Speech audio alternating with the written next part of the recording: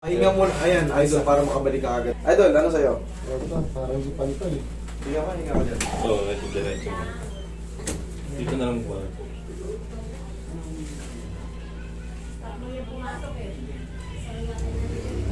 Tuhod yan. Paano ba ang nangyayari sa'yo? Anong nangyayari sa'yo? Nasimplang ka? Ano, basketball din? Basketball din ito eh. Bigla lang din yun eh. Parang na minsan masakit pagkatapos namamaga. Namamaga after mo maglaro. Oo. Baba, Roy, baba ako. Idol, ano to? Sign na ng nagkakaroon tayo ng mga arthritis to. Pagka tayo, hindi tayo na-injury, yung biglaan na lang, siyempre umiidad tayo, takbo-takbo, pagpahinga natin, tuhod ko parang sumisingaw nung gumagano, parang namamaga. Tapos pero pag napahinga ng mga ilang araw, good na naman. Pero pag nilaro mo ulit, baka minsan tumataas yung ano natin, baka yung kinakain natin. Oo, uric acid. Check mo rin yan. Kasi hindi lahat ng injury nakukuha. Kasi minsan may masakit na sa tuhod natin, tapos pipilitin na laro. Yung parang uncomfortable na tayo, parang may something tapos, Mabigat. oo, tapos lalaroin natin. Pag Ano napagod siya? yun, magdodobo. Siyempre, may stress na siya. Kaya pagtapos mo, Oo. hirap kang tumayo. Pero pag nakapahinga sa linggo, Yun nga, good ay na naman. napansin ko pag kumakain ako ng mga maraming sili na ano, Mga hot spices. tapos beef, Ano to, idol? arthritis. Uric, baka tumaas yung Oo, uric. yun. Pero pagka ano naman, hindi ako kumakain noon, maayos naman, diretso naman ako naglakad. O kaya nga uric to, ang pinaka-discarte rito. Bukasan mo yung mga high protein, lalo mga laman loob, tuna, baka, baboy. May gano'n kakain-kain ka muna ng gulay. Nag-low carb kasi ako ngayon eh. O yun. Low carb ka nga. Nag-low carb ka nga. Nagpalit ka naman ng puro protein. Baka puro protein ang inaano mo. Ang ibig sabihin Chicken, tsaka ano, pwede ka sa chicken, breast chicken. breast chicken. Pero hindi ka po pwede sa ano, mga beef. Malakas yung beef. Sa isda naman, ang bawal lang sa'yo dyan, Walang kaliskis. yan, mga tuna, mga tulingan, mga... Basta yung mga pamilya ng tuna, bawal ka dyan. Magmula sa galunggong, yan, bawal. Tilapia at titira ka. Pwede yan, pwede yan.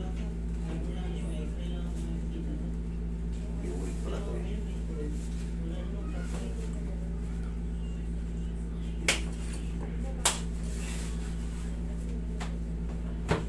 Ang diskarte lang dito pag maglalaro ka, haplusan mo lang ng pau.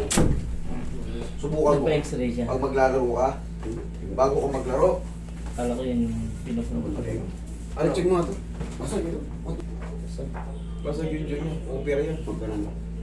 Basag yun. Literal talaga. Tumama ka. Same na naman. Umusog pa yun dito. Yung puntel. Sakit na. Hindi na pumakas. Hindi ka makakain. Putol eh. Putol. Agad yun. Opera niya. Kailangan ma-brace ka agad. Pag maghihilot kayo na may uric kayo, huwag yung diinan. Huwag yung diinan yung masakit. Lambingin nyo lang, ganyan, no? Nararamdaman mong tinatamaan, pero hindi yung ganyan lang, oh. Play pa konti, Roy. Idol, ang pinaka-safe na anong ito, magpa-check ka ng uric, magpa-blood test ka.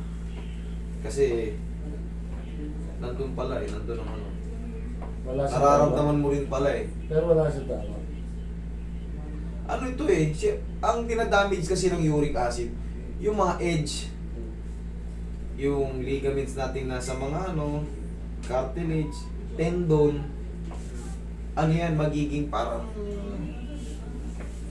magiging weak siya, makakaramdam ka ng panghihina. Kasi, yung uric acid, doon tumatama yun sa ano, sa mga joint. At tayo ay ano, liver ang ano kasi niyan eh. Liver ang pag pumapalya yung ano, trabaho ng liver, uric acid ang kine-create. Malakas ka ba sa beer, sa alak? Nag-iwas na lang sa anak eh. Yan, liver ang tinatili. Pag mataas ka sa ano. Tagal na rin natin yung anak ko. Pero kasi minsan napapansin ko pagka kumakain ako na Tagilid ka. Yan pa tagilid. Sir, bitawan mo na yung cellphone mo. Yan pa tagilid.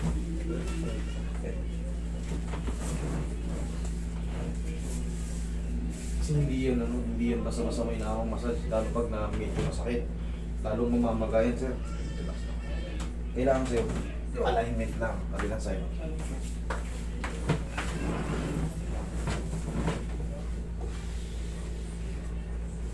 Kagaya nangyari rito.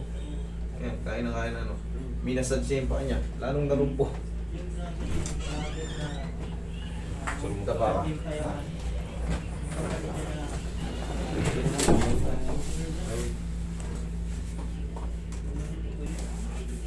Ang yuri kasi bubukol-bukulin yung ano mo, idol. Pag nagsibir ka, bubukol-bukol pati yung mga yan, oh. Daliri. Ay, sorry. Dito nagsisimula yan. Pag ano.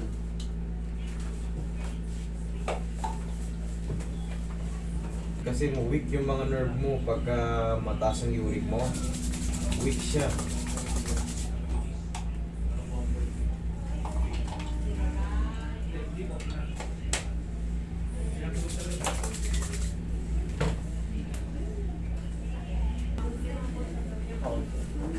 Chef, dihaya ka, chef.